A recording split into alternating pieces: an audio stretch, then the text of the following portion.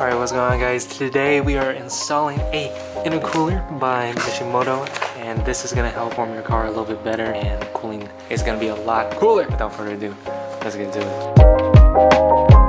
Alright guys, so we already got the bumper off.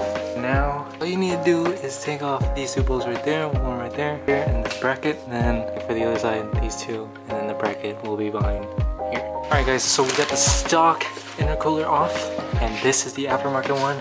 Look at that, it's a lot taller, you see, and a lot wider.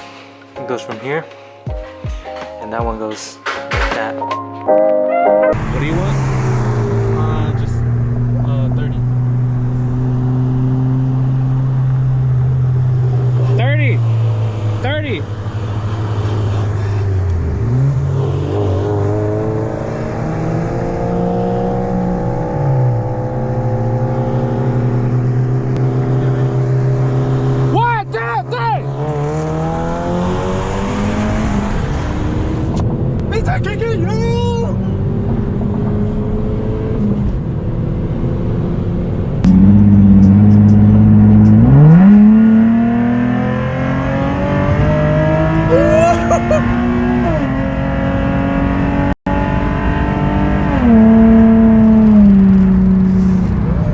Alright guys, so it's the next day. As you can see, we have everything on. Mishimoto intercooler right there. It doesn't make cool sounds or anything, but y'all guys do need this if you're running more boost on your 10th gen or any 10th gen in general, or any car that's boosted in general. Y'all guys need this so y'all guys could cool down and make consistent runs and stuff like that, because what the stock one has trouble with is like it can't make consistent runs. So after one or two pulls, it starts to heat soak, and heat soak, less power. So this, what I've noticed when I started driving this, it was more consistent and stuff.